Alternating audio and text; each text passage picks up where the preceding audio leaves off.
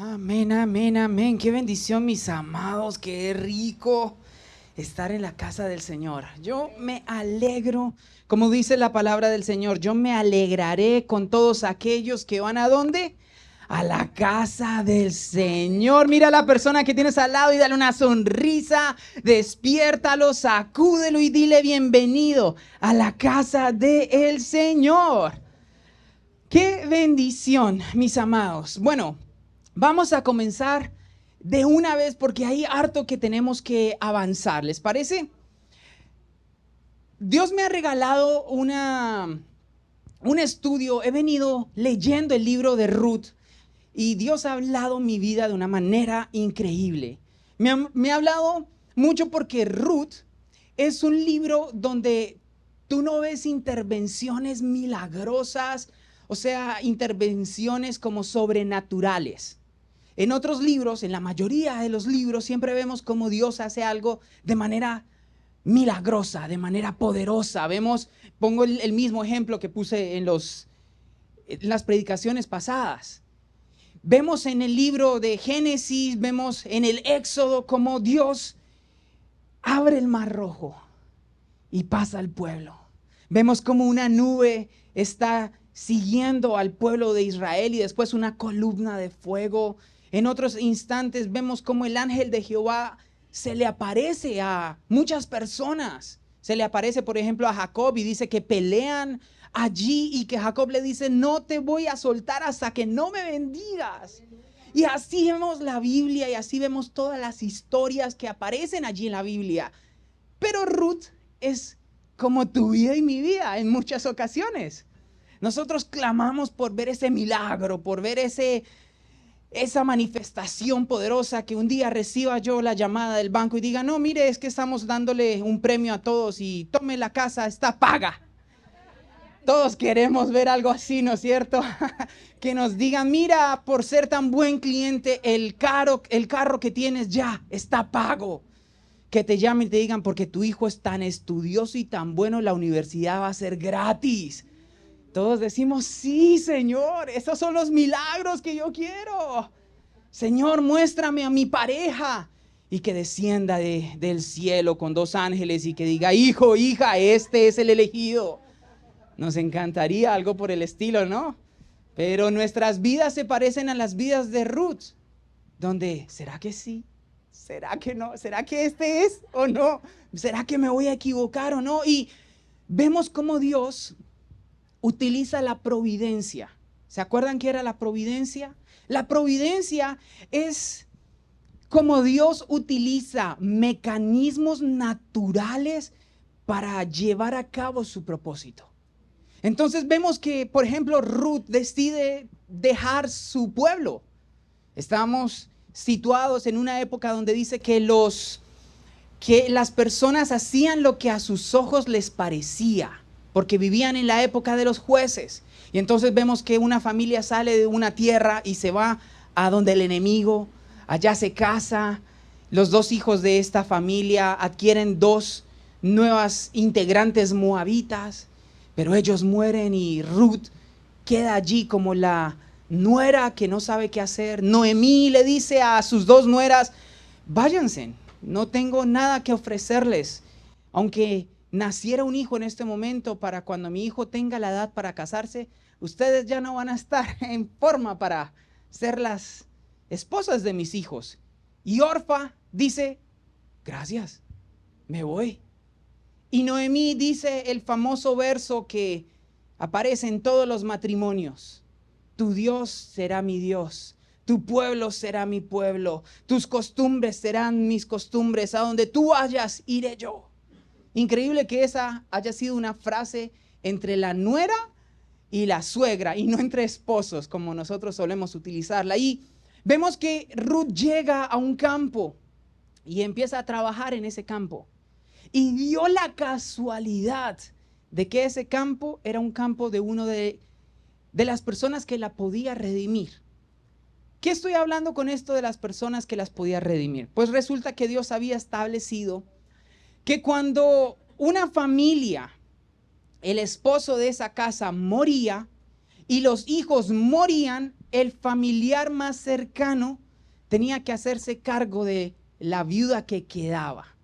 Entonces, el redentor era esa persona que tenía que redimirlas, tenía que ser alguien de la familia.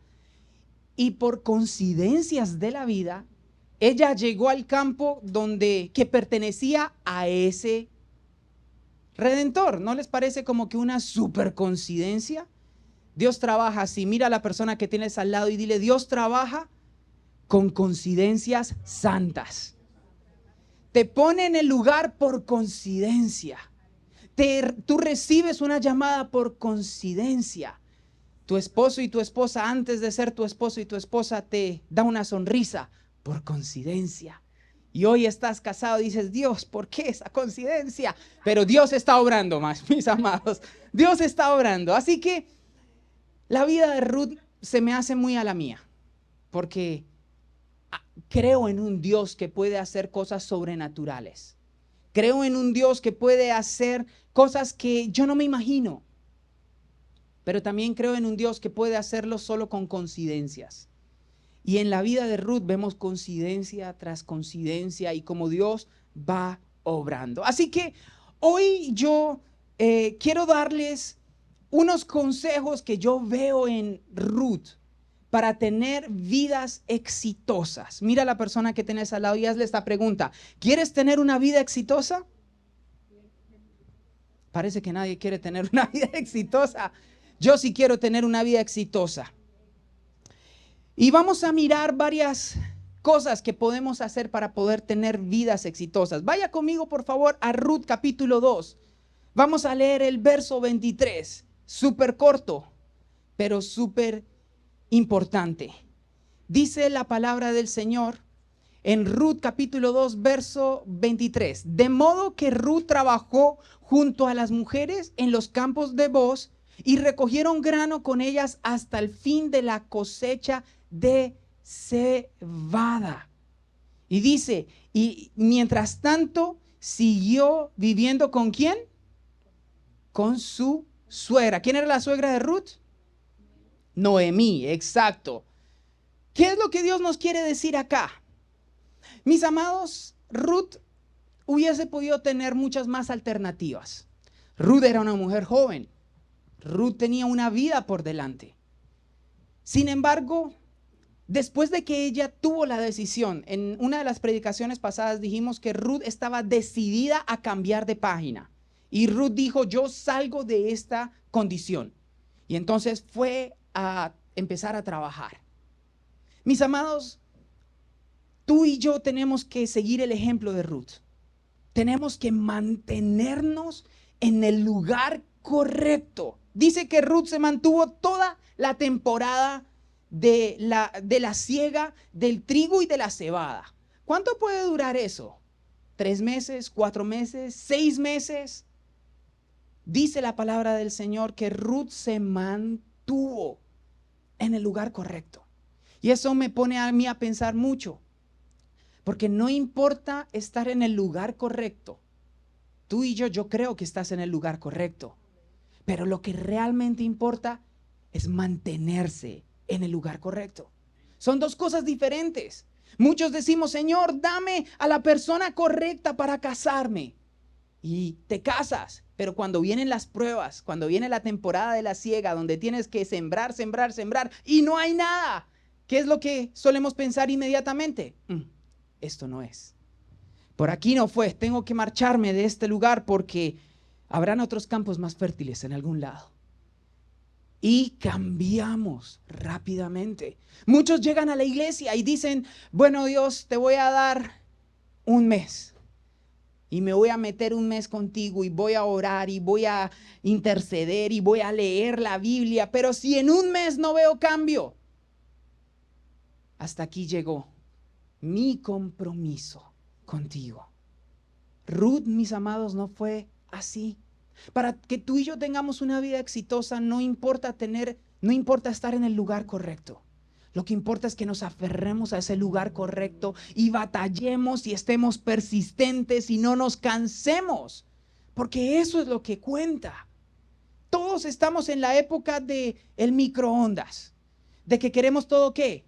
Rápido. ¿Qué pasa si tú el día de hoy sacas tu celular y quieres abrir tu navegador y se tarda unos 15 segundos en que se abra tu página de internet?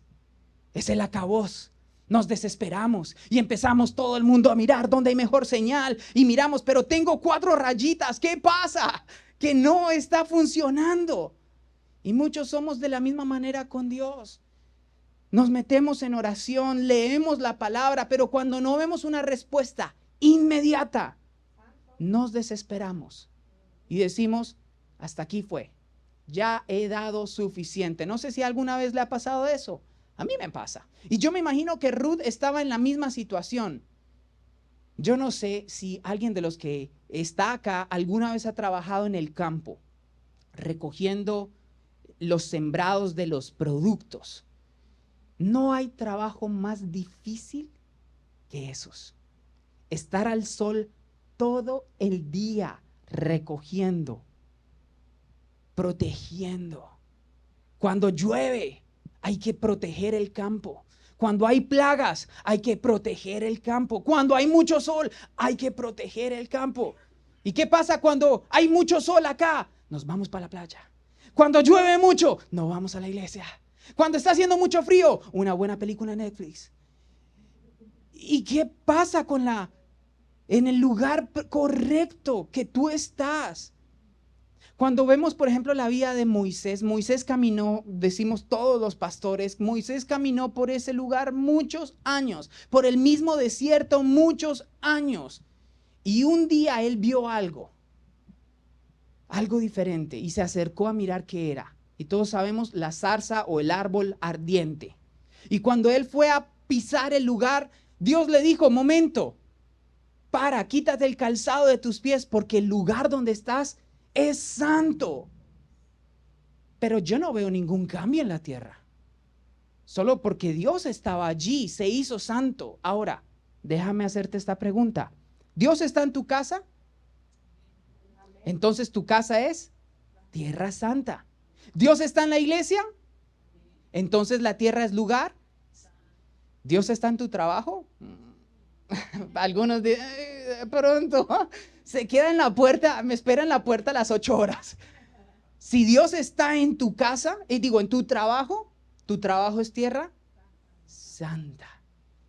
Y entonces por eso tú y yo debemos decir como Ruth, nos mantenemos en el lugar.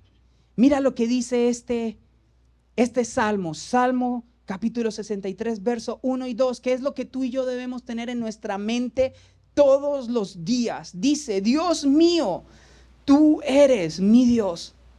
Yo te buscaré en las tardes, después de pegarme una buena siesta, después de almorzar y después de que se acabe la serie de Netflix. Y después mi alma desfallece por sed por ti. ¿Eso es lo que dice? No, dice, Señor, tú eres mi Dios, de todo corazón te busco. Hay otro verso que dice, como el ciervo brama por las corrientes de las aguas, así clama ¿qué? Mi alma por ti.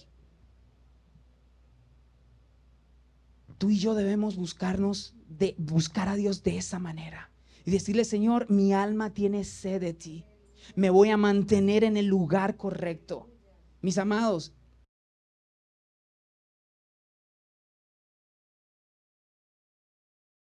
es el lugar correcto. Y entonces, ¿qué tenemos que hacer? Mirarlo con los ojos de Ruth y decirle, este es el lugar que Dios ha diseñado para mí y lo voy a tratar como un lugar santo y me voy a mantener en él, me voy a concentrar en protegerlo, me voy a concentrar en buscarlo. Eso es lo que va a hacer de que nuestras vidas sean vidas exitosas. Imagínate si tú miras toda tu vida de esa manera, porque nosotros tenemos una particularidad. Nos gusta clasificar los lugares. Lugares que nos gustan, lugares que no nos gustan, lugares que nos hacen sentir bien y lugares que nos hacen pecar. Pero ¿qué te parece si todos los lugares de aquí en adelante para ti se convierten en el lugar correcto donde habita el Señor? Eso sería el principio de una vida exitosa. porque ya no nos levantaríamos deprimidos, diciendo: "Ay, Señor, la casa que me entregaste, la mujer, el hombre, los hijos que me entregaste, el trabajo, ese jefe que a veces lo quiero ahorcar". No, todos decimos: "Señor, es increíble que pueda vivir en esta tierra santa porque tú estás en ella". Eso es lo que tú y yo tenemos que hacer. Eso es lo que dijo Ruth. Eso es lo primero que tenemos que hacer si queremos una vida exitosa. Amén. Miremos la segunda cosa que tenemos que hacer. Vamos a Ruth y vamos a leer ahí en el capítulo 2, versos 5 al 9. Mira con lo que nos encontramos. Luego, Boaz le preguntó al mayordomo de sus segadores: ¿de quién es esta joven? Recordemos que Ruth estaba espigando en esta tierra. Y el mayordomo respondió: esta es la moabita que volvió con Noemí de los campos de Moab. Nos pidió que la dejáramos ir tras los segadores y recoger lo que se va dejando entre las gavillas. Y desde esta mañana que entró en el campo no ha descansado ni siquiera un momento. Entonces Boaz le dijo a Ruth: escucha, hija mía, no te vayas de aquí ni vayas a espigar a otro campo. Quédate aquí con mis criadas. Fíjate en qué campo van a segar y síguelas. Yo he dado órdenes a mis criados de que no te molesten cuando tengas sed. Ve donde están las vasijas y bebe el agua que saquen los criados. Ahora saltemos al verso, ahí mismo en el capítulo 2, en el verso 14 y el 17. Desde el 14 hasta el 17. Dice así: a la hora de comer, Boaz le dijo: acércate, toma un poco de pan y mójalo en la salsa de vinagre y come. Ruth se sentó junto a los segadores y Boaz compartió con ella lo que estaba comiendo, y ella comió hasta saciarse y aún le sobró. Luego se levantó para seguir espigando. ¿Cuántos de los que estamos acá después de almorzar seguimos trabajando? Todos nos tomamos un break como de media hora, una hora después del almuerzo, pero Ruth no, siguió después de comer. Y dice: luego se levantó para seguir espigando. Mientras tanto, Boaz le dijo a sus criados: déjenla recoger espigas también de entre las gavillas y no la incomoden. Y dejen caer algunos de los manojos para que ella lo recoja y no le digan nada en contra. Y así Ruth escogió espigas en el campo hasta el anochecer, y todo lo que había recogido desgranó como 20 litros de cebada. Una mujer bastante fuerte para hacer todo eso, porque estuvo desde la mañana, desde antes que los segadores empezaran a trabajar, porque se les acercó y les preguntó: ¿puedo recoger acá? Y los segadores le dijeron sí. Después viene el dueño de la tierra y pregunta: ¿y quién es esta chica que está acá? Y el mayordomo dice: ella es la moabita que ha estado trabajando todo el día hasta el anochecer. ¿Sabes qué es lo que puedo ver acá en medio de la providencia divina? Mira a la persona que tienes al lado y dile: Dios bendice tu esfuerzo, no tu intención. Cuando veo acá, Dios hasta este momento no ha dicho absolutamente nada con respecto a Ruth. Ruth dijo: yo voy a cambiar de página, yo voy a mantenerme en el lugar correcto y voy a ser esforzada en medio del lugar donde estoy. Y entonces vemos la providencia de Dios. Cayó en gracia con el dueño de la tierra. Y el dueño de la tierra le preguntó a todos sus criados, y al ver todo lo que ella estaba haciendo, les dijo: no la molesten. Es más, dejen caer un poquito más de la producción de la cebada y del trigo para que ella recoja. A la hora del lunch, aquí no dice que Ruth haya traído comida. Sin embargo, ¿qué hizo el dueño del campo? La llamó y le dijo: ven, siéntate y come. Aquí yo no veo que Ruth diga: antes de salir de mi casa voy a tener mi loncherita y mis potes de agua y mi bloqueador y todo el resto. Ella se fue a trabajar a como diese lugar, porque tenía que proteger ¿a quién? A Noemí.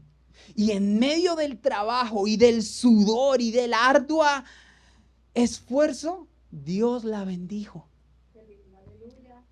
Mis hermanos, en palabras escuetas, Dios no bendice a los flojos.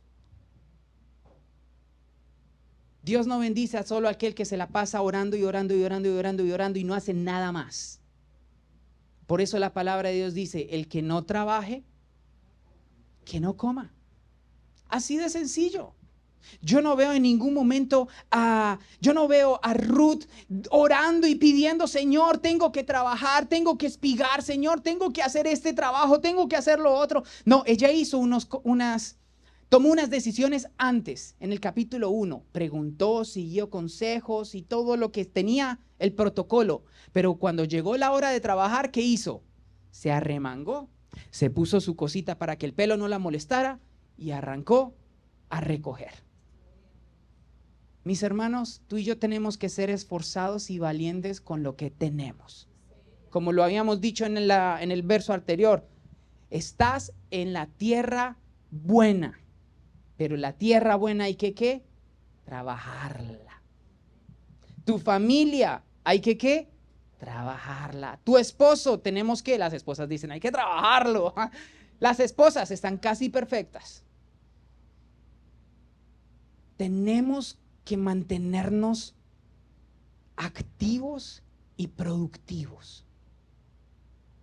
No podemos seguir siendo cristianos pasivos, cristianos de Dios hará, Dios se moverá y más adelante miraremos qué pasa. No, el día es hoy porque mañana no sabemos qué va a pasar. Tú tratas tu matrimonio como si mañana es el rapto. Y hoy es el último día que vas a estar con esa mujer hermosa, con ese varón hermoso, y es el último día. ¿Qué vas a hacer? Es el último día que vas a ver a tus hijos, es el último día que vas a estar ahí. ¿Qué es lo que vas a hacer? Vas a hacer que ese último día cuente y que sea el mejor día que puedas vivir. Ahora,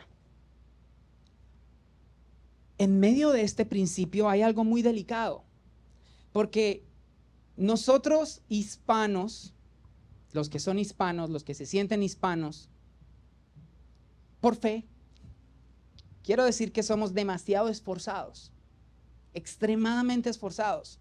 No nos quedamos quietos, pero y llega un problema. Acompáñame a Éxodo capítulo 20, verso 8 al 11, porque tú y yo, en medio de nuestro esfuerzo, nos tenemos que mantener con nuestras prioridades claras. Dice la palabra del Señor, te acordarás del día de reposo y lo que. Mira a la persona que tienes al lado y dile, te acordarás del día de reposo. Porque muchos somos esforzados y valientes, tanto así que llamamos, pastor, no puedo porque estoy trabajando, pastor, no puedo porque estoy haciendo los arreglos en mi casa, pastor, no puedo porque estoy cambiando los pisos, pastor, no puedo porque estoy pintando, pastor, no puedo porque estoy con mi esposa, la saqué a almorzar, pastor, no puedo porque me llevé a mi familia de viaje, pastor, no puedo porque los negocios me necesitan, pastor, no puedo por esto, por lo otro, por aquello. Y las prioridades, ¿qué pasa? Se cambian. Dios te bendice en el lugar correcto, siendo esforzado y valiente, pero manteniendo el norte. ¿Cuál es el norte? Que tú y yo debemos acordarnos que hay un día para el Señor, que debería ser toda la vida, porque nosotros, muchos cristianos, desafortunadamente dice, el día del Señor es el lunes, el domingo, y son solo 2 horas. Y pastor, donde se alargue, los 30 minutos que está diciendo más no son del Señor, eso es pura carne. Prioridades, mis amados. Dice verso 9 ahí de Éxodo. Durante 6 días trabajarás. Muchos trabajamos solo 5. Miren cómo es Dios. 6. Y harás toda tu obra. Limpiar la casa, sacar los niños, salir a pasear, pintar, arreglar el carro, cortar el pasto, lo que sea. Pero el 7º es de reposo en honor del Señor tu Dios. No harás en él ningún trabajo, ni tú, ni tu hijo, ni tu hija, ni tu siervo, ni tu criada, ni tu bestia, ni el extranjero que viva dentro de tus ciudades. Verso 11, porque yo, el Señor, hice en 6 días los cielos, la tierra, el mar y todo lo que hay en ellos, pero reposé en el día 7º. Por eso yo, el Señor, bendije el día de reposo y lo que santificó. Mis hermanos, Dios quiere tener un encuentro especial contigo. Y para eso necesita un día tuyo. Un día donde tú no le saques excusas y le digas, Señor, es que tengo esto, Señor, es que la universidad tengo muchos trabajos, Señor, es que mi familia esto, Señor, lo otro. No. Todo lo que tú tienes, ¿quién te lo permite tener? El Señor. ¿Quién te permite trabajar en donde estás trabajando? El Señor. ¿Quién te permite disfrutar la familia que tú tienes? El Señor. ¿Quién te permite tener la salud que tú tienes? El Señor. ¿Quién te permite experimentar todo lo que experimentas? El Señor. Ahora mi pregunta es, entonces, ¿quién merece tener la mejor parte de tu tiempo? El Señor. Si el Señor no tiene la mejor parte de tu tiempo, ¿qué parte de tu tiempo es la que le estás dando? ¿A cuántos les gusta ser el último en algo? Yo me acuerdo que cuando era pequeño y que estaba en el colegio y que íbamos a jugar soccer o íbamos a jugar básquetbol o lo que sea, era una deshonra que a uno lo escogieran de último. Porque eso quería decir que uno era el peor, que uno era el malo y que solo lo invitaban a jugar porque uno era el dueño del balón. Y muchas veces nosotros queremos tratar a Dios de esa manera. Señor, te quiero invitar, pero después de que haga todo lo que tenga que hacer. Y si me queda tiempo, porque si después de que haga todo está muy tarde, Señor, nos vemos mañana. Y así tratamos a Dios. Y vemos que Noemí se esforzó, se mantuvo íntegramente y estuvo allí. Y por eso Dios la bendijo. Es por eso que Dios puede redimir el trabajo de tus manos. Tú puedes sacrificarte y esforzarte todo lo que quieras, pero el que va a fructificar lo que tú haces es Dios. Sin embargo, muchos de nosotros no lo vemos de esa manera y pensamos, es que si yo no trabajo, yo no como. Si yo no cuido a mi esposa, se me va. Si yo no protejo a mis hijos, se pierden. Y nuevamente empezamos a irnos en el camino del Elimelec. Yo tengo unas buenas intenciones y nos vamos desviando. Pero siempre tus prioridades tienen que estar en el lugar correcto. Cuando tus prioridades están en el lugar correcto, Dios bendice tu esfuerzo. Lo vemos con José. José era un esclavo que le tocaba trabajar. Sin embargo, en medio del trabajo, ¿qué hizo Dios? Lo bendijo. Lo convirtió en el mayordomo de toda la casa de Potifar. Cuando llegó a la cárcel, ¿qué hizo José? Siguió trabajando y siguió siendo excelente. ¿Y qué llegó a ser? El que dirigía la cárcel ahí. ¿Y después qué pasó? Se convirtió en el segundo al mando de Egipto. Porque ¿él era esforzado? Sí, él era esforzado, pero porque estuvo en el lugar correcto y mantuvo sus prioridades correctas. Mira a la persona que tienes al lado y dile, si mantienes tu prioridad, Dios te bendecirá. Eso es lo mejor que tenemos que hacer. Número 3, para poder tener una vida exitosa. Desde acá se empieza a poner un poco interesante la situación. Ve conmigo a Ruth capítulo 2, verso 10 al 13. Dice la palabra del Señor de la siguiente manera. Esto pasa después de que Ruth está con Boaz y Boaz le pregunta, ¿quién eres tú? Y todo eso, este es el desenlace. Ruth se inclinó hasta el suelo en señal de respeto y le preguntó, ¿cómo es que me tratas con tanta bondad e interés? Si yo soy una extranjera, ¿por qué vos trataba con bondad a Ruth? Porque Dios en su provisión bendijo el esfuerzo de Ruth. Y dice ahí, y vos le respondió, además de esto, miren esta joya. Yo sé todo lo que has hecho en favor de tu ¿quién? Después de que murió tu marido. Sé también que dejaste a tu padre y a tu madre y la tierra donde naciste para venir a un pueblo que para ti era desconocido. Que el Señor te recompense por todo lo que has hecho. Que el Señor, bajo cuyas alas has buscado refugio, te premie por estas acciones tuyas. Ruth le dijo: Señor mío, espero ser digna de tu bondad. Tus palabras me infunden consuelo, que pues hablas con el corazón. Aun cuando no puedo compararme a una sola de tus criadas. Mis hermanos, para tener una vida exitosa, tú y yo tenemos que ser como Ruth. No siempre buscar tu beneficio particular. Ruth hubiese podido hacer lo que hizo Orfa: dar la media vuelta e irse. ¿Quién se iba a aguantar a una suegra? Si eso es lo que dicen, que es súper difícil. Sin embargo, Ruth dijo: yo voy a estar contigo. Y no solo voy a estar contigo como alguien que no hace nada más y tú tienes que mirar qué haces por mí. No. Ruth se paró y dijo: yo te voy a cuidar a ti. Y por eso no vemos a Noemí espigando. ¿Vemos a quién? A Ruth. Mis amados, es de naturaleza que tú y yo siempre busquemos el beneficio propio. Siempre queremos lo mejor. Siempre queremos lo bueno para nosotros. Es algo muy natural. Contra natura es empezar a mirar el beneficio de la persona que tienes al lado. ¿En dónde se ve manifestado esta relación? Tiene que verse manifestada este tipo de relación en las relaciones que hay entre padres y hijos. Los padres, cuando son padres, empiezan a dar ¿qué? La vida por sus hijos. Y empiezan a cuidar y a tratar de mantener y no buscar su beneficio personal. Se supone que tiene que ser así, pero yo he escuchado de otras situaciones donde es todo lo contrario. Como el papá es el que trabaja, el mejor plato de comida es el del papá.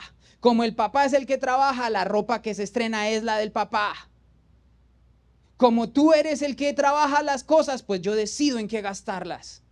Porque es para mí, y si queda, después miramos para ti. Pero en Ruth era todo lo contrario. Ruth dijo: primero yo te voy a proteger a ti y después voy a mirar para mí. Y eso es lo que puso en gracia a Ruth frente a Boaz. Boaz vio a Ruth y Boaz no vio a una mujer interesada, vio a una mujer protectora. ¿Qué ven las personas al lado tuyo? Personas interesadas, personas vivas, decimos en Colombia, no sé si me explico, personas que están buscando cómo sacarle el provecho a toda la situación de, mire, esto yo lo puedo comprar, lo puedo revender por acá, puedo intentar esto, puedo intentar lo otro, puedo hacer todas estas cosas. Y siempre estamos tratando de ganarle a la situación por algún lado. Otro ejemplo de esto lo vemos en el mismo Boaz. Para entrar un poquito en contexto, y ya sé que me estoy quedando corto de tiempo, pero vamos a meterle la cuarta y vamos rápido. Resulta que en esa época existía la figura del Redentor, como yo ya se los mencioné. ¿Quién era el Redentor? Un familiar del difunto que tenía la responsabilidad de comprar las posesiones de la viuda para sostenerla. Entonces, cuando eso pasaba, el Redentor compraba todas las posesiones y se quedaba con esas posesiones él, a menos de que la viuda pudiese dar un hijo. Si la viuda quedaba embarazada, ese hijo que tenía pasaba a ser el dueño de todo lo que se había comprado. ¿Más o menos entendemos la idea? Ok, ahora Ruth se presenta a donde Boaz y le dice: bueno, redímeme, ayúdame, o sea, compra todo lo que es de Noemí y hazme ahora tu mujer para que el nombre de mi esposo y la genealogía de mi esposo no acabe. Y entonces Boaz le dice: sí, yo lo voy a hacer. Y aquí está esta historia. Ruth capítulo 3, verso 10 al 13. Dice: Boaz le dijo: que Dios te bendiga, hija mía, por esto que has hecho. Al final tu bondad ha sido mayor que al principio, pues no has ido a buscar a otros más jóvenes que yo, pobres o ricos. no te preocupes, hija mía, yo haré contigo lo que tú me digas, pues toda la gente de mi pueblo sabe que eres una mujer, ¿cómo? Qué chévere que digan eso de ti, que tu jefe te diga, voy a tratar de ayudarte porque eres un trabajador ejemplar. Que tu esposo te diga, mi amor, voy a hacerlo porque tú eres una mujer ejemplar. Qué chévere que digan eso. Pero toma en cuenta que aunque es verdad que yo soy uno de tus parientes cercanos, hay otro aún más cercano que yo.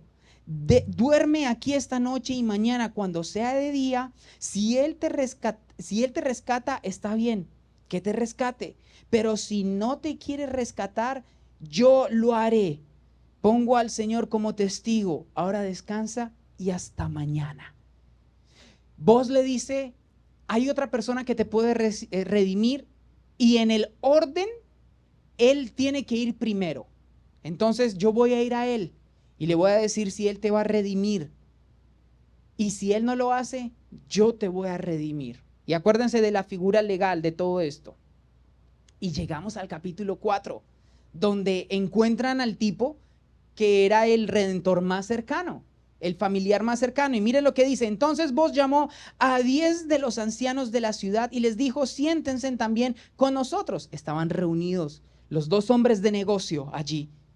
En cuanto ellos se sentaron, Boaz le dijo a su pariente, Noemí ha vuelto de Moab. ¿Cuánto tiempo ya había pasado? Habían pasado varios meses, porque dice que Ruth estuvo trabajando durante toda la temporada de la recolecta del trigo y de la cebada, y aquí estaba acá. Entonces, ¿cómo el pariente no sabía que habían llegado? Pero en fin. Noemí ha vuelto de Moab y vende una parte de las tierras que fueron de nuestro pariente Elimelech.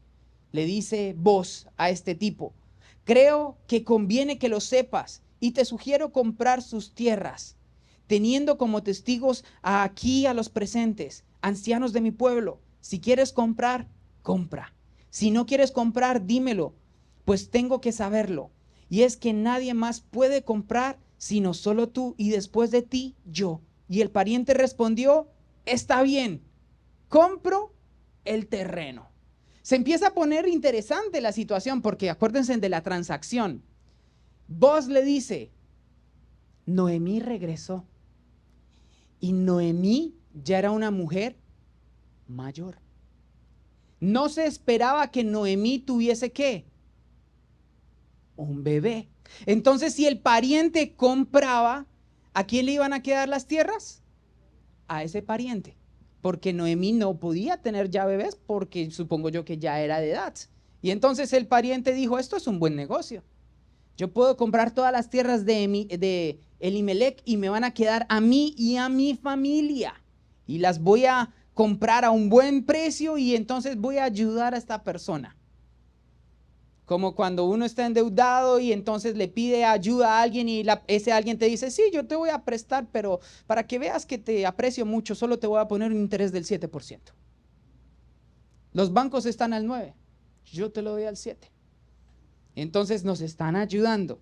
Espero que tú no ayudes así a las demás personas, pero eso es lo que estaba diciendo la persona acá. Y entonces se pone interesante porque esta persona frente a todos los testigos dice, sí, yo voy a ayudar a Noemí y voy a redimirla. Leamos ahí mismo Ruth capítulo 4 desde el verso 5 al 6. Entonces añadió Boaz, al comprar las tierras de Noemí, debes también tomar por mujer a Ruth, la moabita, que fue mujer del difunto, para que la posesión siga a nombre de ¿quién? Del esposo muerto. Entonces el pariente respondió, si así es, no puedo comprar las tierras. ¿No puedo o no quiero? No quiero comprar las tierras porque no quiero poner en riesgo mi heredad. Compra tú, te cedo mis derechos. ¿Qué quiere decir todo este cuento? Que cuando nosotros buscamos nuestro beneficio particular, no vamos a tener vidas exitosas. Boaz planteó la situación y el tipo dijo, la voy a comprar porque me beneficia. Y si me beneficia, esto es de Dios. Y el pueblo dice, amén. Pero cuando le dijo, mira, pero la moabita está incluida en todo el paquete. Y cuando la moabita tenga hijos, todas las tierras que compraste le van a pertenecer a él y no a ti. Entonces, ¿qué dijo este señor? Este negocio no me sirve, cómpralo tú. ¿Y qué hizo vos? Compró, redimió. Y vos sabía exactamente lo mismo. Vos sabía que cuando tuviese un hijo, ese hijo iba a ser el nuevo ¿qué? Dueño de las tierras, de todo lo que era de Elimelech. Entonces, él compró. Y esta es lo que me lleva a al último punto para culminar. Cuando tú y yo tenemos una vida, queremos tener una vida exitosa, nos mantenemos en el lugar correcto. Somos productivos manteniendo nuestras prioridades. Y no buscamos siempre nuestro beneficio particular, entonces hay un resultado que es automático. Tu historia empieza a apuntar a una sola persona. ¿A quién creen? Acompáñame a los versos finales de Ruth. Ruth capítulo 8, verso 18 al 22. Mira lo que dice ahí la palabra del Señor, de un libro que apareció de la nada, aparentemente. Que Dios no hizo ninguna intervención directa, no abrió el mar, no hizo descender maná, no hizo absolutamente nada. Y mire lo que dice, estas son las generaciones de Fares. Fares fue padre de Hezrón. Hezrón fue padre de Ram y Ram fue padre de Aminadab. Aminadab fue padre de Nazón y Nazón fue el padre de Salmón. Salmón fue el padre de Boz y Boz fue padre de Obed. Obed fue padre de Jesse y Jesse fue padre ¿de quién? De David. Hasta ahí como que no tenemos claro. Ahora saltemos a Mateo. Mateo capítulo 1, verso 1 al 9. Cuando supongo yo que una persona le preguntó a Mateo, cuéntame de qué se trata el evangelio. Cuéntame de qué se trata esto de la vida cristiana. Mateo arranca el libro de las genealogías de Jesucristo, hijo de David, hijo de Abraham. Abraham engendró a Isaac, Isaac a Jacob, Jacob a Judá y a sus hermanos. Judá engendró con Tamar a Fares y a Serach. Fares a Esrón y Esrón a Aram. Aram engendró a Aminadab, Aminadab a Nazón y Nazón a Salmón. Verso 5, Salmón engendró con Rahab. ¿Con quién? ¿Se acuerdan otra historia de otra mujer que sufrió y que estuvo allí, que literalmente dice la palabra que era una prostituta? Con ella, Salmón engendró ¿a quién? ¿A quién? A Boz. ¿Y quién era Boz? El que acaba de redimir ¿a quién? A Ruth. Y dice, Boz engendró con Ruth ¿a quién? A Obed, a Jesse. Jesse engendró al rey David, con la que fue mujer de Urías. El rey David engendró ¿a quién? A Salomón. ¿Qué quiere decir todo esto? Que cuando Boz dijo, yo no me voy a preocupar por mi ganancia personal y la voy a ayudar. Cuando Ruth dijo, yo no me voy a preocupar por mi ganancia personal y voy a ayudar a Noemí, entonces Dios se encargó. Y dijo, tu nombre y tu familia y tus generaciones serán linkadas ¿a quién? Al Salvador. Aquel hombre que estaba pensando en su futuro, en hacer un negocio, en comprar tierras, en mantener un nuevo nombre, en ayudar a sus generaciones, quedó perdido en 2, 3 versos de la Biblia. Y vos cuando dijo, yo no busco mi interés personal, yo voy a ayudar a Ruth, quedó inscrito como de la genealogía de nuestro Señor Jesús. Mi hermano, una vida exitosa, cuando tú haces esos 3 puntos que te acabo de mencionar, inmediatamente tu vida se convierte en un hilo conductor que apunta a Jesús. Y cuando las personas te ven a ti, ven la conexión directa hacia la cruz. A mí me encanta pensar que cuando la gente me vea pueda decir, entiendo de qué se trata el evangelio. Entiendo de qué se trata ir a la iglesia. Entiendo de qué se trata venir acá y a cantar y a predicar. Entiendo de qué se trata toda esta cosa. Porque puedo ver la conexión directa entre esta persona, la manera en que vive y la cruz. Mira a la persona que tienes al lado y dile, ¿esta es una realidad en ti? ¿Puede ver las personas la conexión directa entre tu fe, tu manera de vivir y la cruz? Si es así, déjame decirte que vas por una buena vida y tienes una vida exitosa. Dice la palabra del Señor allí que Boaz y Ruth fueron bendecidos. Ahora, me parece impactante porque Boaz se casa con Ruth, ¿no es cierto? Ruth se casó con uno de los hijos de Noemí, más exactamente con Malón. ¿Por cuántos años estuvieron casados ellos? 10 años. Y durante 10 años, Ruth y Malón no pudieron concebir. Y acá, después de todo lo que pasó, la provisión de Dios nuevamente hizo que Boaz y Ruth, la que se consideraba estéril, tuviera ¿quién? Un hijo. Dígame si eso no es increíble. Hay cosas que están atoradas en tu vida y están atoradas en mi vida y solo se van a desatar cuando nosotros hagamos lo que Ruth hizo. Y podemos llevar años en la misma situación y cuando decidamos poner en orden estas cosas, ellas solitas van a ser resueltas. Que tu vida y que mi vida apunten a nuestro Señor Jesús es lo que yo creo es una vida exitosa. Cierra tus ojos, mis amados. Y hoy solo dile, Dios, quiero tener una vida exitosa, no como el mundo lo dice. Porque tú no le llamas éxito a lo que el mundo le llama éxito, Dios. Porque cuando el mundo dice que éxito es tener muchas mujeres, o tener mucha plata, o tener muchas propiedades, o tener felicidad, o tener salud, o tener cualquier cosa, Padre, éxito en ti es que mi nombre esté inscrito en tu libro de la vida, Dios, y que cuando la gente me vea, te vea a ti, Jesús. Señor, hoy queremos ser como Ruth, Padre. Tener la valentía y el coraje, Dios mío, para enfrentar el día a día, sabiendo que queremos ver milagros sobrenaturales, pero que en tu misericordia, por tu providencia, las cosas siempre nos ayudan para bien.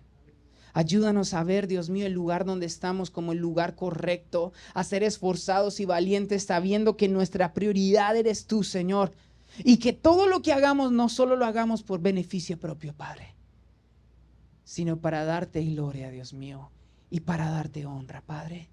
Señor, gracias, Dios mío, porque yo sé que tú has comenzado una obra, Dios, en cada uno de tus hijos. Y que, Padre Celestial, esa obra transforma nuestras vidas, nos renueva y nos llena, Padre Celestial. Y hoy te pedimos que nos ayudes, Padre. No es fácil vivir, Dios mío, en un mundo que nos invita, que nos impulsa y que nos empuja, Dios mío, a apartarnos de ti, Jesús. Pero hoy estamos de tu mano, bendito Señor, porque nuestras vidas simplemente son un pequeño hilo que te muestran a ti, Jesús. Que muestran que nuestro Salvador es más grande que cualquier dificultad, Señor, que como cantábamos, Señor, danzamos, gritamos, alabamos en el desierto, cuando no hay lluvias y cuando hay sequedad, Señor, clamamos a ti sabiendo que tú eres el Dios de la lluvia, el Dios de la cosecha, el Dios de la bendición. Que aún en los momentos de enfermedad podemos decir, tú eres nuestro sanador. Que aún en nuestros momentos de dolor podemos decir, tú eres nuestra alegría. Por eso es que tú dices que la viuda se regocije, que el huérfano cante. No porque las situaciones necesariamente cambien, sino porque tú eres la alegría y el éxito de nuestras vidas.